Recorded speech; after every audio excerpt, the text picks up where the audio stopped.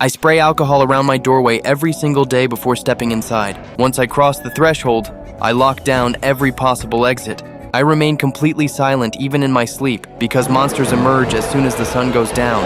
I must remain constantly vigilant at all times. It is the only way I can survive. The vast majority of the human race has already been wiped out. A virus transformed 9% of the population into night creatures. They spend their nights hunting for any available prey. I am completely immune to the infection. We belong to the 1% of the population that remains alive. This immunity allows me to safely scavenge the city during the daylight hours. I never have to worry about the creatures while the sun is up.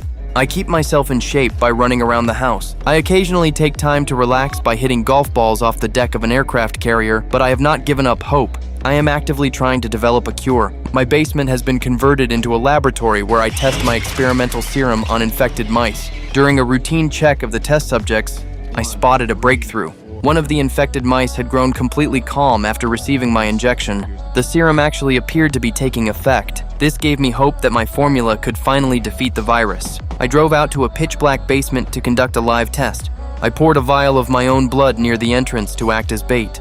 A night creature quickly caught the scent and lunged forward. The monster triggered my trap and was instantly captured. I brought the creature back to study the cure, but my serum had absolutely no effect when I injected it. The failure made me realize my formula was still flawed. I took my dog out for a drive to clear my head. I had no idea that we were already being tracked. The creature I had captured turned out to be the mate of their leader. As we drove down the empty street, I spotted what looked like a person standing on the sidewalk. I rushed over to investigate the figure. Frustration took over and I fired my weapon at it. That was when I realized the figure was just a mannequin. A hidden trap suddenly sprang before I could even react. My head slammed violently against the pavement. I was left dangling upside down in the air. By the time I regained consciousness, the sun was already setting. I managed to reach a small knife strapped to my leg and sliced through the ropes, but the drop severely injured my thigh. I knew I had to escape immediately. The creatures unleashed 3 night dogs to punish us.